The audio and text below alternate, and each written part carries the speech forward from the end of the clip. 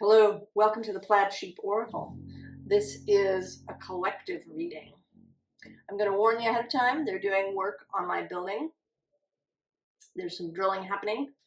I'm going to run the video through iMovie and remove as much of the background noise as possible, but there may be sort of an underground hum.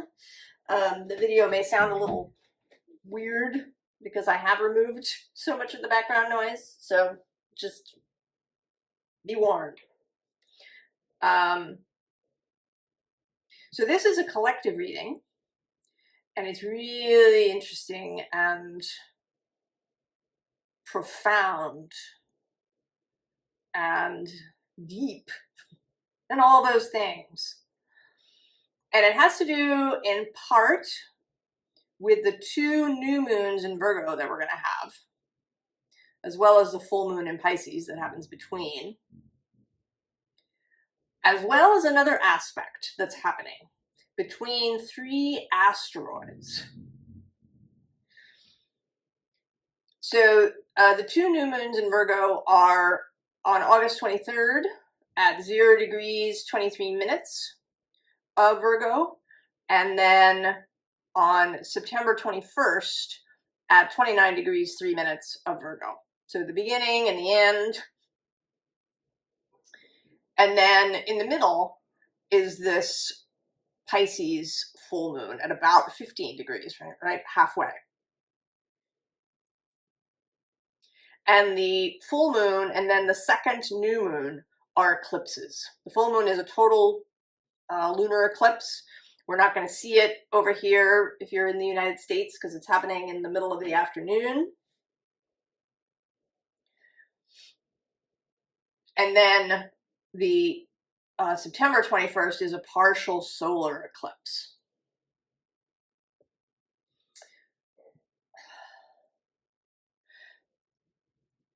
There are a lot of, each sign is very complex. So there are a lot of aspects to these new moons. One can look at them from different directions. Where it falls in your chart will also be relevant.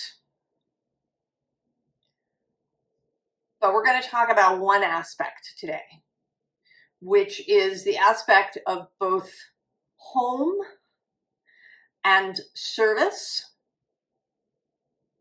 / hospitality.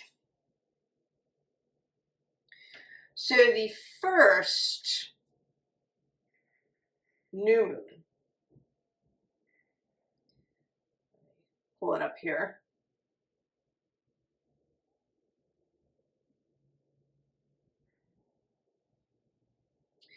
is right, it's at the beginning of Virgo, and it's square Uranus.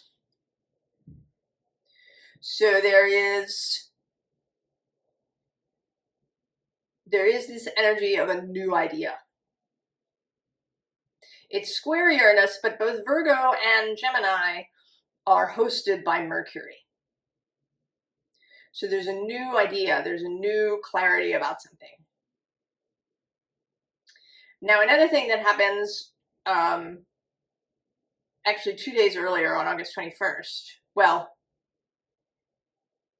maybe the day doesn't matter, but the 3 asteroids in question that I don't know, I mean, some people may talk about 2 of them, but Juno, Vesta, and Hestia. So Juno is the queen of the gods. She's Jupiter's wife. I think of her as being about commitment. And to some extent about service, right? To be in service to relationship. To be in service to partnership. To see the partnership as its own thing. Right? To be part of a we rather than an I. And then Vesta is the eternal flame that burns within us. That which we are devoted to. That which guides us. It's this Ace of Cups Grail fire. And then Hestia is the goddess of hearth and home. So the three of them are a really potent mix, right? Commitment, devotion, and home. Now the next, so then on the full moon,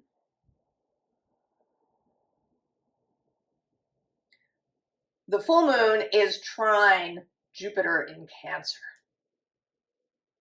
So that is also, right, that's like a philosophy of home, right? A set of beliefs around home. What does it mean? And at this point, Mercury will be at home in Virgo. Quite close.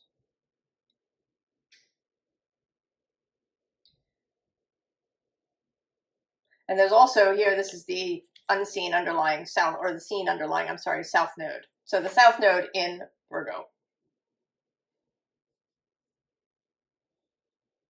Right next to the sun. And then finally, at that third lunation, the second Virgo new moon, there's going to be a T-square with mostly Vesta and Hestia, but also Juno on one point, Venus in Virgo at the top, and then Uranus in Gemini. So there's some new idea, a new faith. Hestia and Vesta have moved into Sagittarius at this point. They are sextile Pluto. They are trine Neptune.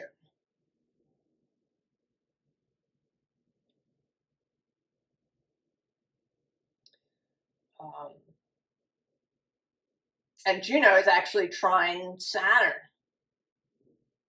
which is another energy for me of devotion and dedication.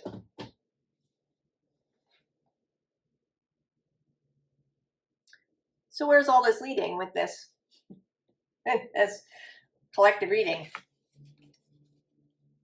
The two cards that came out are the 11th house and the 3rd house. And right, there's a similarity. This hand and this bird's wing look really similar.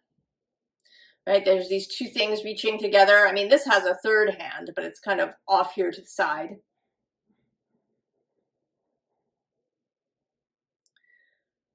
Right, community and communication.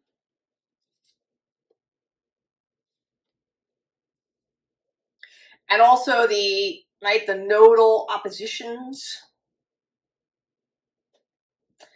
For me personally, I have the Virgo South Node in the 3rd house.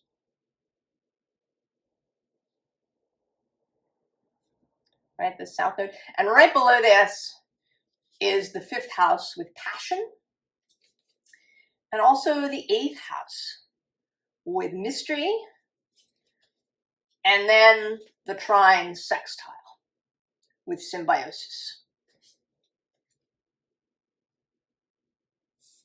And then the hidden underlying is the midheaven, this pinnacle.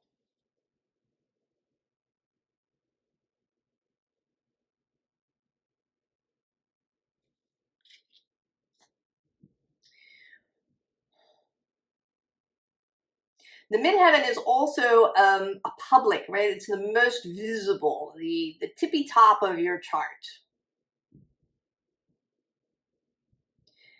And I think there's a lot of this about how you manage, how you work with, how you live in this 4th house, 10th house axis of private and home, and then the public space.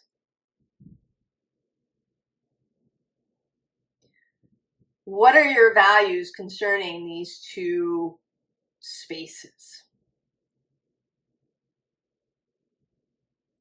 What does it mean to be hospitable? What is hospitality to you?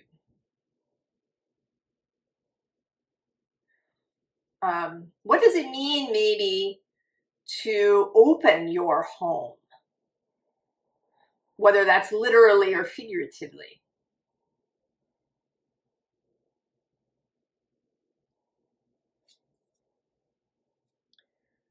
So we have justice. And this seems, very much, not so much like justice, but this very welcoming energy. The energy that one would find in a church that is really at peace with itself, that is hospitable.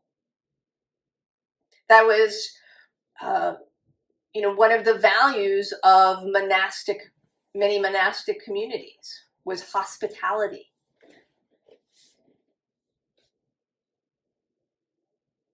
In many monasteries, they were open to travelers. People came. There was a hospitaller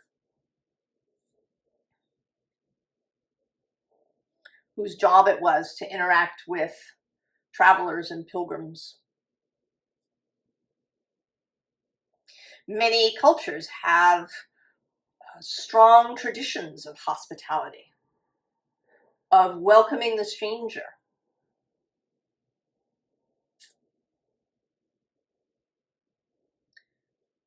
of walking your talk. Now below this is this 4 of axes. And I think this is us. Maybe we've been asleep. Maybe we've been, with this 4, and maybe we've been really kind of focused in the home space, keeping the home space very separate.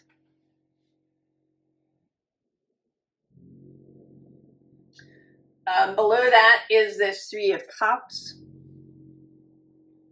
This also has a very communal feel to it. And this is, this reading is it's a little itchy to me. Because I'm kind of a recovering misanthrope.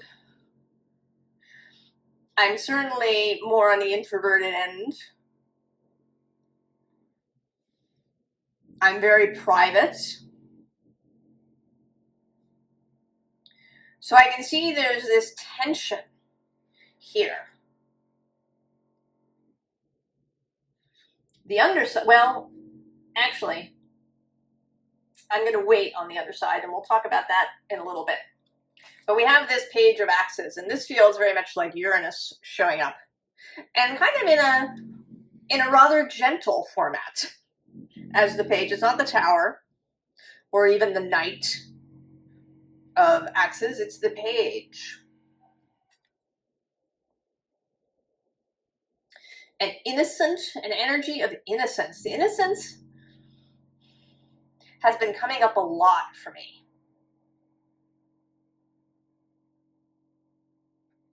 Not gullibility or ignorance, but innocence. Kind of the opposite of jadedness. The opposite of cynicism.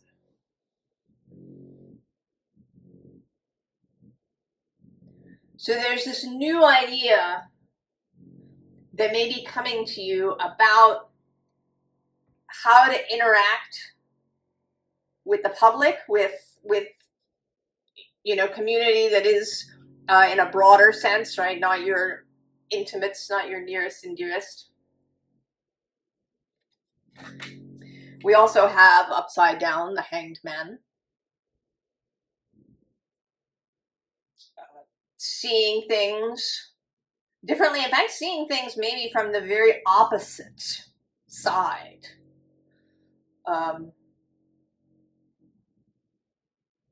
I was actually listening this morning to the beginning of a lecture by Ian McGilchrist, who I talk about a lot. The Sophia lectures at Ralston College. If you're interested, you can Google that or search it in the YouTube. And this talk was part 2, was about asymmetry, symmetry and asymmetry.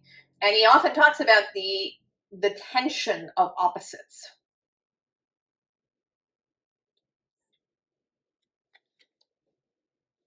Being able to hold the tension of opposites, being able to be flexible,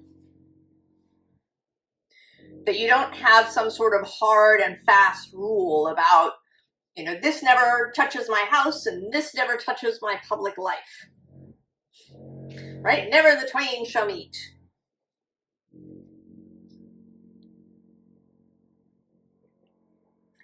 And finding a tension there. Because that, I think, certainly that, you know, keeping those two things separate, mentally especially, I think is one of the ways that we go wrong. The ways that a CEO of a corporation might, you know, completely go against his own values when it comes to his own family. You know, that's work. It's not personal. You know, I'm responsible for the shareholders. You know, I need to make sure that the company makes a profit and all of these things. But if you ask me about what I want for my children and what sort of world I want my children to live in, I might have a completely different answer for you.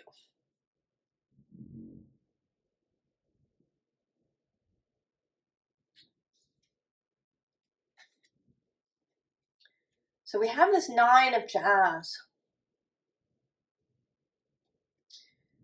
And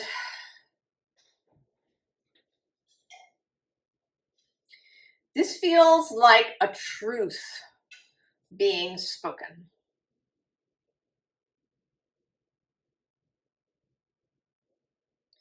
There's also this reading is also strongly about repair and reconciliation.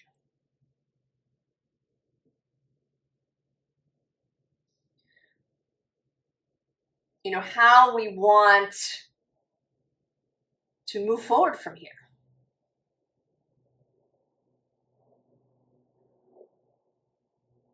How do we bring people kind of back into the fold? Because another part of the problem is if you're somebody who has done things against your own deeper values, out of fear or whatever it is, you may find it really difficult to come back. It's, you know, there can be this impulse to just dig in deeper, or to fear consequences, because we do kind of, we live in a society that's based on blame.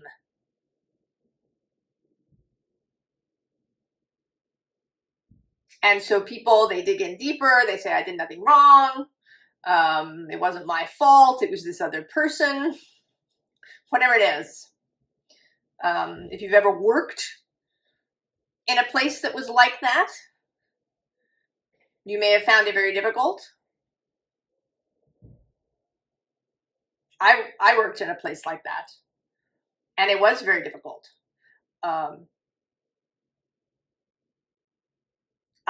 I can say that for the most part, I did not join in.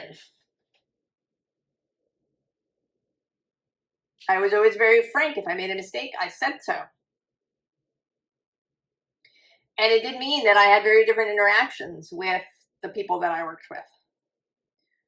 But I don't know that I really changed anything particularly, but you know, I could feel good about how I comported myself. So it can be difficult for people if they, if they expect to be blamed and if that's what's going to happen. To kind of hear the truth in it. But what we have next is this 4 of Jazz.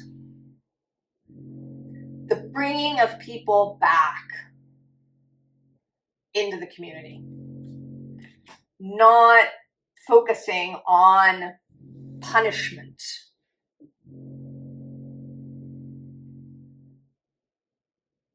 Having a softer view of what it means to be accountable.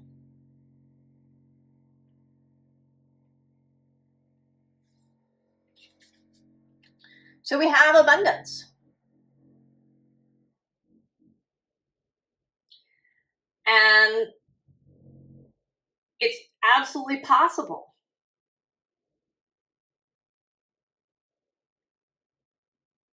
Right? The universe is hospitable. We're kind of the ones who make it harder on ourselves. I mean, it's not,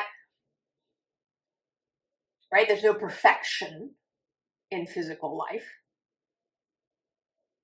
But we really make it harder on ourselves. Right? We have below this, we have mischief. We also have routine, right? Our habits, the ways that we're stuck.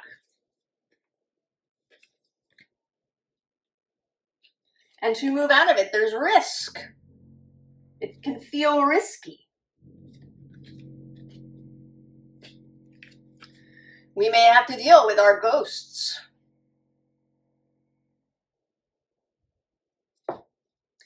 Come to terms with things.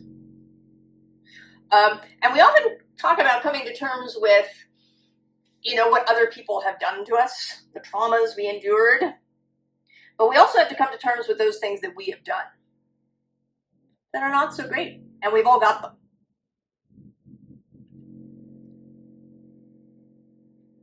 But we also have teamwork.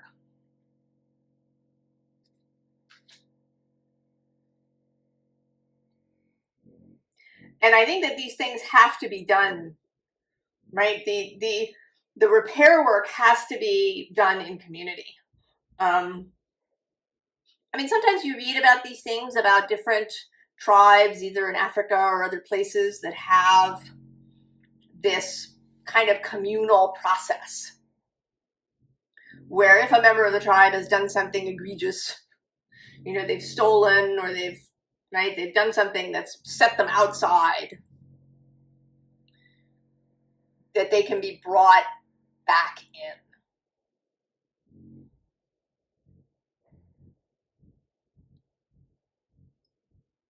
And it needs to be done that way in the circle.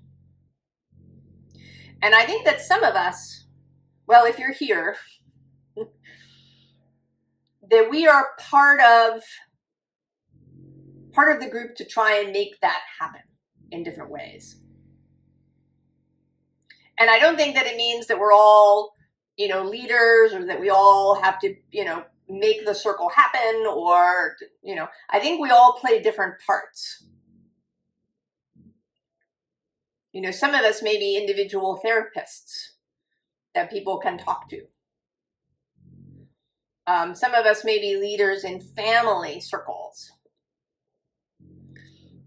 Some of us may create, the space for hospitality, the person who has the block party, or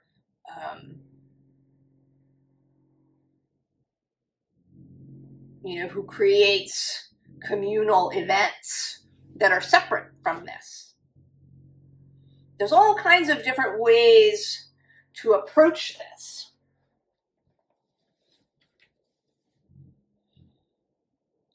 How much hospitality do you have within yourself for others?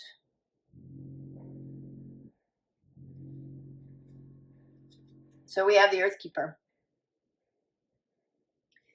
And this row is about the more difficult things. About holding space. About standing firm. This hunter feels very much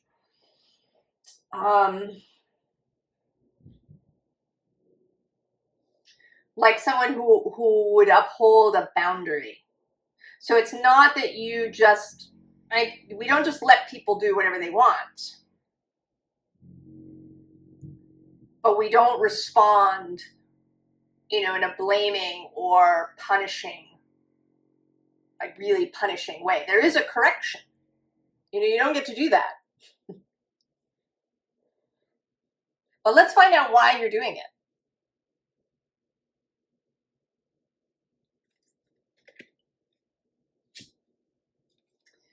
Below we have this thunder. And how this feels is that there's something really momentous. This feels like, again, like Uranus, but in a really unseen way. That this work can have really profound, life-changing, societal-changing consequences. But that it may not be, it's not flashy. Right? You're not seeing the bison here, you're feeling them underfoot.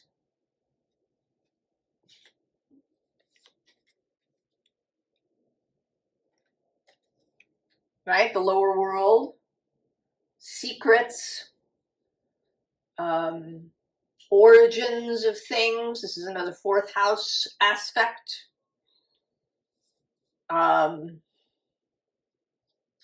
Beliefs and practices that are so, we've been doing them for so long. We just think it's just normal.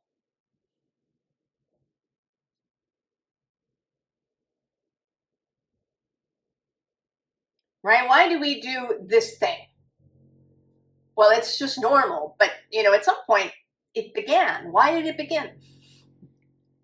It might have begun for a really good reason. And then it just kept going. Even though there was a better way. So what are the origins? What are the unseen causes of things? And then the sacrifice. And this, I think, is a sacrifice that we have to make of beliefs, of attitudes,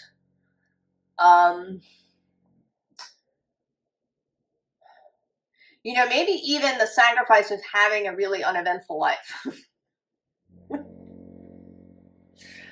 Which is how it feels to me a little bit.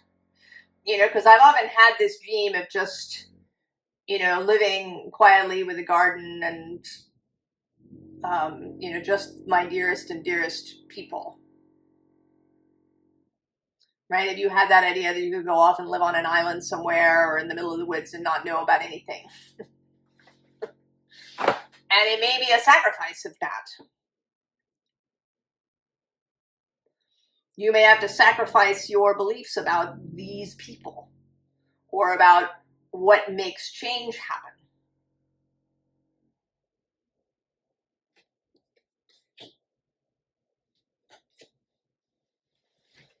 And then the jaguar.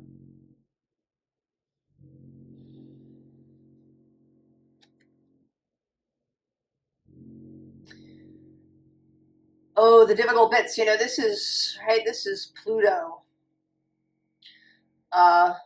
Through this process, actually, not too long from now,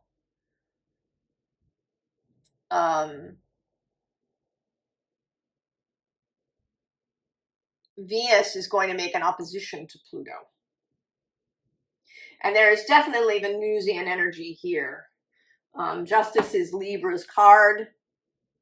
She is in that T-square with Hestia and Vesta and Uranus on the other side.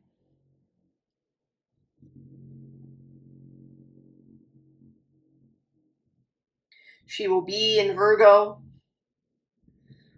for that second Virgo new moon. She enters Virgo on September 18th.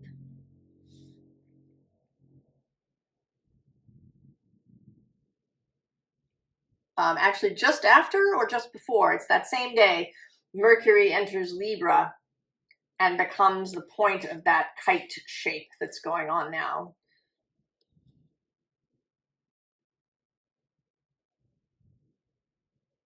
And Mercury is Virgo's planet. So he will be in Libra for that second new moon.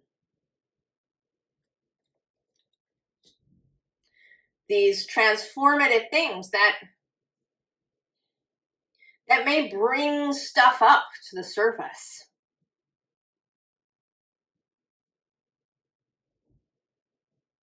And it may be our surface in that this may challenge us in many ways. If you're somebody who is not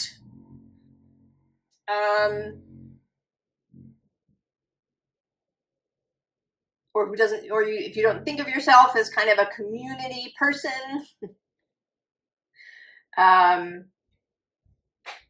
if you like to keep yourself to yourself, if you're sort of hermity, and Virgo does have that hermit aspect, right? This is like a bunch of people showing up at the hermit's door wanting, wanting to know, wanting the wisdom, wanting that guidance. So that might be challenging. It might bring stuff up for you.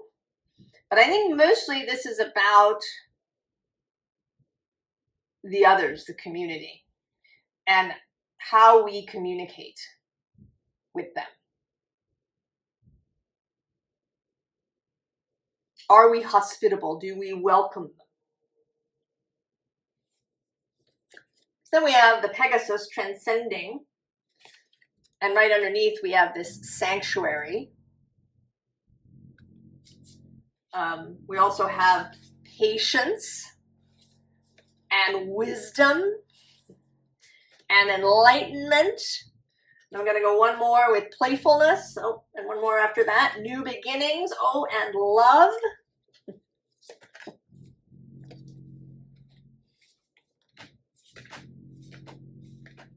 So this isn't, it's deep, it's profound, but with this page of axes, with this energy of innocence, of playfulness, of teamwork, of passion in the 5th house,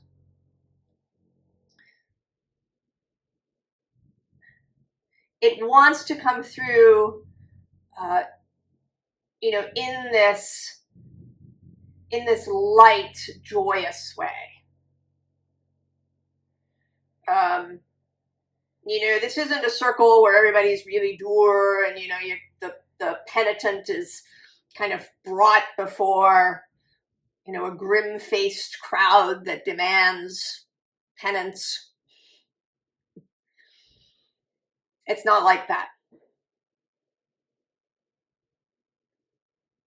This is meant to be joyous and playful.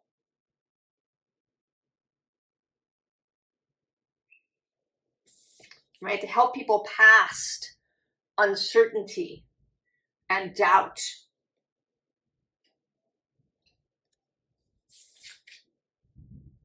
To bring acceptance.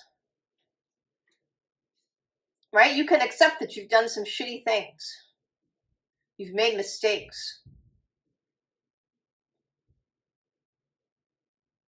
I don't think you get out of this life without doing some things that you might regret, that were not so cool.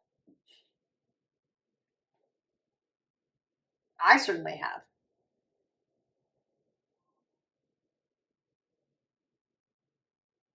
And you accept that you're human, you did these things. But that you can move forward from there, and that it doesn't mean that you are not worthy of love and belonging. Right? Belonging.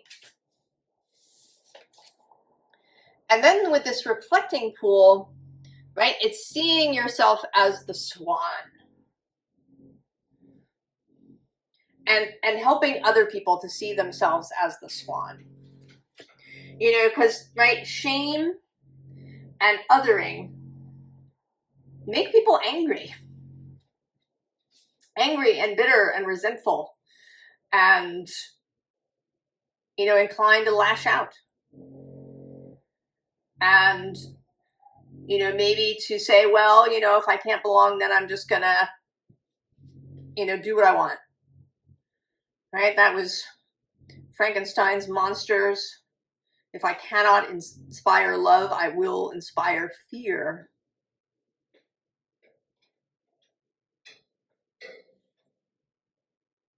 Right? If I feel like crap, if I feel afraid, I'm going to find belonging by making everybody around me feel afraid.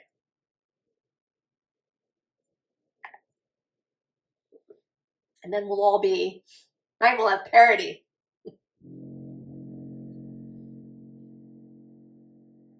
So what we want is to create the opposite of that.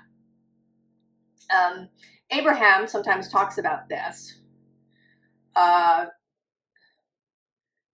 seeing someone else so clearly, seeing their vitality, seeing their health. The idea that maybe Jesus healed people by seeing them, believing with such conviction that they were healthy, that you know, their vibration just rose to meet him. It was so compelling.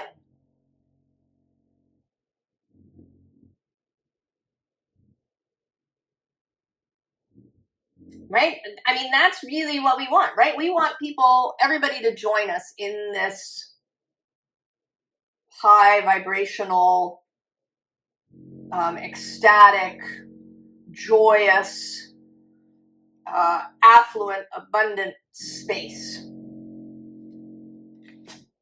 And that will only happen if we see people as capable of that.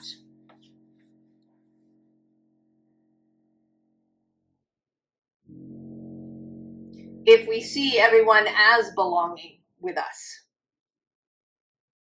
rather than as other. Right? We're all swans together.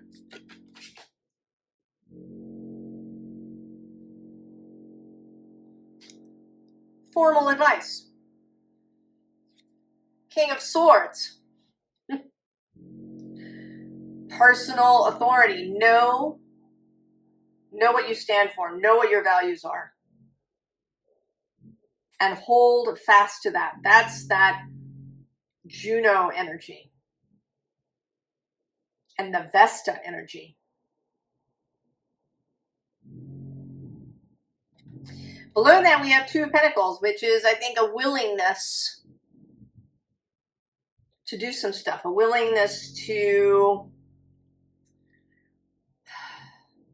you know, kind of do some of the grunt work that's going to go, right? Also, you know that it won't, right? It's not going to happen instantly. There may be people who come in a little bit and then they leave, and maybe they come back later, and, right, that there's maybe a bit of back and forth that goes on. And then the Moon. Be okay with uncertainty, with mystery, with not knowing what everybody's piece and part is. Also feeling your way. And then the Wheel of Fortune. Know that the cosmos is moving with you.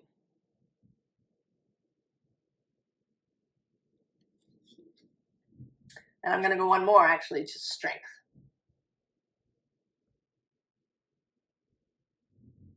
Your soul is with you. Your soul and your fellowship. Now, the underside here is all about the cups. 9 of Cups. Emotional maturity. Personal satisfaction. You know, having your own emotional house in order. Queen of Cups. Empathy. Intuition. Compassion. You know, really feeling your way, being able to read the room, right? Because not everybody's going to be ready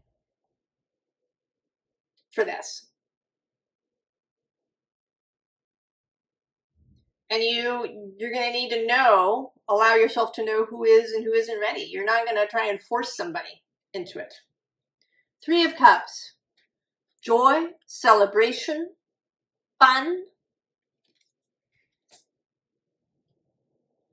And the 6 of Cups, more of that innocence, sweetness, lightness, a childlike way of looking at things.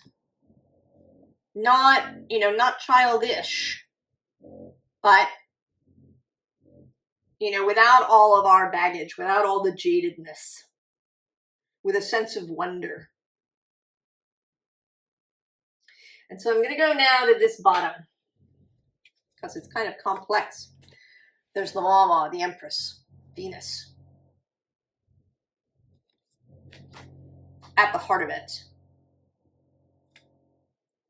Then the Knight of Roots, that's dedication, devotion, practice. Virgo's card. The 9 of Blues, the 9 of Cups. In this deck, sort of in particular, you know, he's sitting in his own light. And I kind of picture that when he gets up, this light is going to go with him. That this light is not from without, it's generated from within. He's actually glowing. And he takes that light with him wherever he goes. The Eon, Judgment, the new era. And the Ace of Jazz, the Ace of Wands. So there are strong forces in the background, because then we have the Ace of Wands again. Grasp the wand. Play your song. Then Temperance. You know, this feels very much like a balm.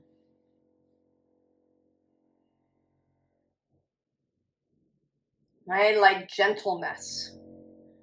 You know, somebody who will view you with compassion. You know, if you go and you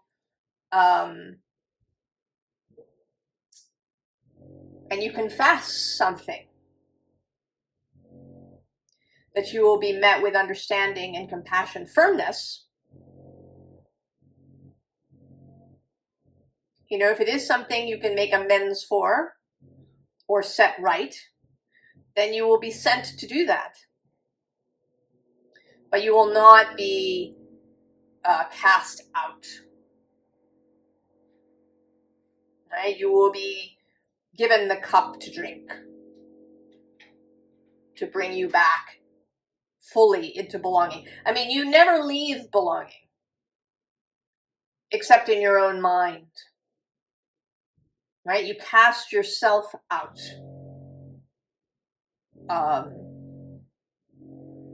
of belonging with Source and your fellowship and your own soul, and with anybody who is on this path with us.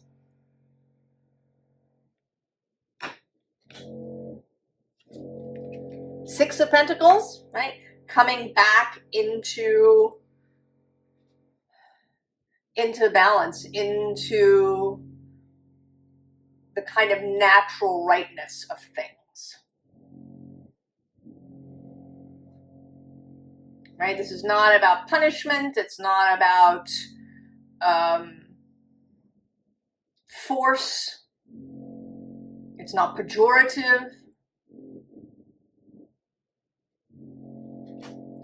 It's about coming back into rightness, a natural rightness. And then the Seven of Wands. Not as combat, not as defensiveness, but as standing up with your wand.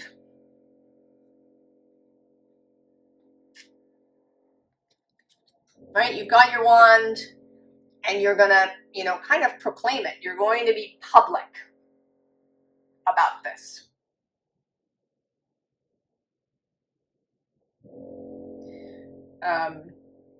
That this is not simply something you share, in your home privately, that you believe this.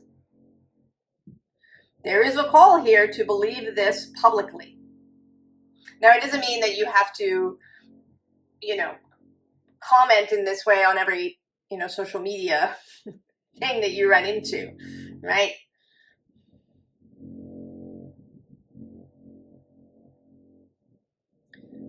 But in your public life with people out in the world, right? Walking your talk.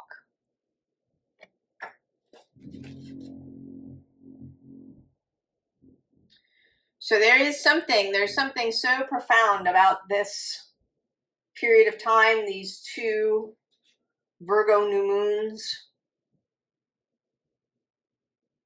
And it may play out, in different areas for different people.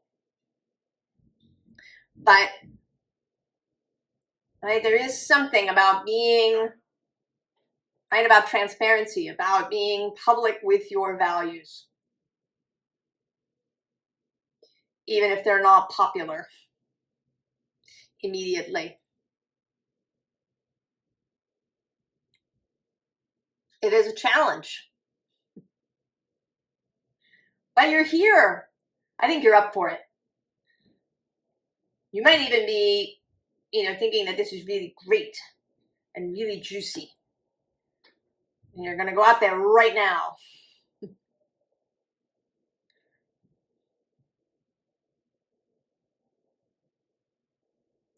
I wish you all the very best. And we will see what continues to emerge as we go through this Virgo season. I will see you next time. So long.